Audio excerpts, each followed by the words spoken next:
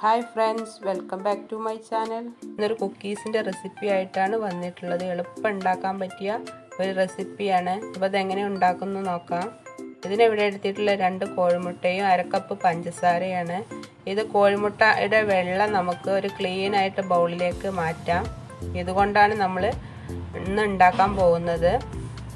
അപ്പോൾ അതിലേക്ക് 1/2 കപ്പ് പഞ്ചസാര ഫുള്ളായിട്ട് ചേർത്ത് കൊടുക്കുക. അതിനുശേഷം ഇതുപോലെ ഒരു വിസ്ക് ഉപയോഗിച്ചിട്ട് നന്നായിട്ട് യോജിപ്പിച്ചെടുക്കുക.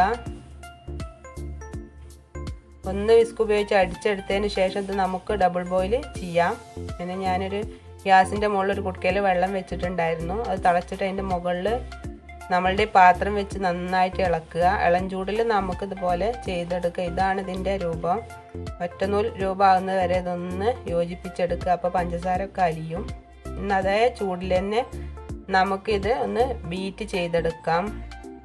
പിന്നെ ബീറ്റ് ചെയ്യുമ്പം വെള്ളയുടെ സ്മെല്ലിൽ ഇല്ലാതിരിക്കാൻ വേണ്ടിയിട്ട് ഒന്ന് നമ്മൾ 1/2 ടീസ്പൂണ് വനില എസൻസ് ഒഴിച്ചു കൊടുത്താലും മതി. പിന്നെ അതിലേക്ക് 1 ടീസ്പൂണ് ഐസിങ് ഷുഗർ ചേർത്ത് കൊടുത്ത് ഫ്ലഫി ആവണ വരെ നമുക്കിത് ബീറ്റ് ചെയ്തെടുക്കാം. ഇതാണ് ഇതിൻ്റെ കൺസിസ്റ്റൻസി. വനില എസൻസ് ഓപ്ഷനിലാണ്. പിന്നെ ഇനി വേണ്ടത് നമ്മളിത് ഡിസൈൻ ചെയ്യാൻ വേണ്ടിയിട്ട് ഞാനൊരു വെപ്പിംഗ് ബാഗിൽ നിറച്ച് കൊടുക്കുകയാണ്. അതിന് വെപ്പിംഗ് ബാഗിൻ്റെ ഒരു സൈഡ് ഭാഗത്ത് ഞാൻ കളറ് ആഡ് ചെയ്തിട്ടുണ്ടായിരുന്നു. അതിലേക്ക് ഇത് നിറച്ച് കൊടുക്കുക. ജസ്റ്റ് ഒന്ന് ടാപ്പ് ചെയ്യാം. നോസിലിട്ടതിന് ശേഷമാണ് ഞാൻ ക്രീം നിറച്ചിട്ടുള്ളത്. തലപ്പ് കട്ട് ചെയ്തിട്ട് ഇതുപോലെ ഒരു പാനിൽ നമ്മൾ ബേക്ക് ചെയ്തെടുക്കാം. ഏത് പാനാണോ നിങ്ങൾ എടുക്കുന്നത് അതിലൊരു ബട്ടർ പേപ്പർ വെച്ചിട്ട് അതിലിത് ചെയ്തെടുക്കുക. പ്രസ് ചെയ്യുക, മുകളിലോട്ട് വലിക്കുക. ഇനി നമുക്കിത് ബേക്ക് ചെയ്യാം. ഇതിന് വേണ്ടിയിട്ട് ഞാൻ ഗ്യാസിൻ്റെ മുകളിൽ ഒരു പാൻ വെച്ചിട്ടുണ്ടായിരുന്നു പ്രീഹീറ്റ് ചെയ്യാൻ വേണ്ടിയിട്ട്. അതിൻ്റെ മുകളിലാണ് ഇത് വെച്ച് ബേക്ക് ചെയ്യുന്നത്. ഏകദേശം 1 മണിക്കൂർ വരെ നിങ്ങളിത് ബേക്ക് ചെയ്യണം. ആ അടപ്പിൻ്റെ മുകളിലത്തെ ഹോള് നമുക്കൊന്ന് തുണി കൊണ്ട് അടക്കാം. 1 മണിക്കൂർ കഴിഞ്ഞ ശേഷം മാത്രം നിങ്ങൾ തുറന്ന് നോക്കിയാൽ മതി. എന്നിട്ട് തൊട്ട് നോക്കുക. കൈമ ഒട്ടിപ്പിടിക്കണില്ലെങ്കിൽ നമുക്ക് അതുപോലെ തന്നെ തളർന്ന് പോരുന്നുണ്ടെങ്കിലും നമ്മളുടെ കുക്കീസ് റെഡി ആയിട്ടുണ്ട്. ഇല്ലെങ്കിൽ നിങ്ങൾ ഒരിക്കലും പിന്നെ അടച്ച് വെക്കരുത്. അടച്ച് വെച്ചാൽ നമ്മളത് പൊട്ടിപ്പോവും. ഇനി നമുക്ക് ഇതിന്ന് മാറ്റിയെടുക്കാം. എന്നിട്ട് തണുത്തതിന് ശേഷം മാത്രം ഇത് അടർത്തിയെടുക്കുക. ഇനി ബാക്കി വന്നതിൽ ഞാൻ ഗ്രീൻ കളർ ചേർത്തിട്ട് ഒന്ന് ജസ്റ്റ് ഒന്ന് ബീറ്റ് ചെയ്യാണ്. അത് കളറൊന്ന് ചേഞ്ച് ചെയ്യാൻ വേണ്ടിയിട്ടാണ്.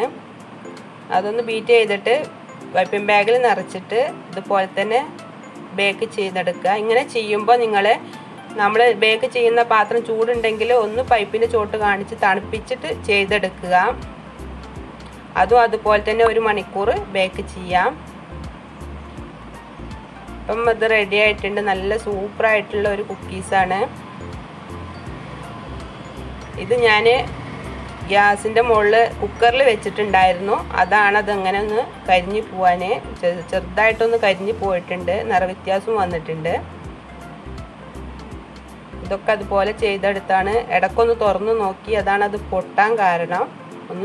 ഒന്ന് കുനിയാനും അതുപോലെ തന്നെ പൊട്ടിപ്പോവുകയും ചെയ്തിട്ടുണ്ട്. അപ്പം നിങ്ങൾ ഉണ്ടാക്കുമ്പം അത് ചെയ്യരുത്. അതുപോലെ പൊട്ടിച്ചാൽ പെട്ടെന്ന് പൊടിഞ്ഞു പോരുന്ന ടൈപ്പ് നല്ല ക്രിസ്പി ആയിട്ടുണ്ട്. എല്ലാവരും ഇതൊന്ന് ട്രൈ ചെയ്ത് നോക്കുക. സബ്സ്ക്രൈബ് ചെയ്യാനും ലൈക്ക് ചെയ്യാനും കമൻറ്റ് ചെയ്യാനും ഒന്നും മറക്കല്ലേ. പുതിയ വീഡിയോയുമായിട്ട് വരാം. Thanks for watching.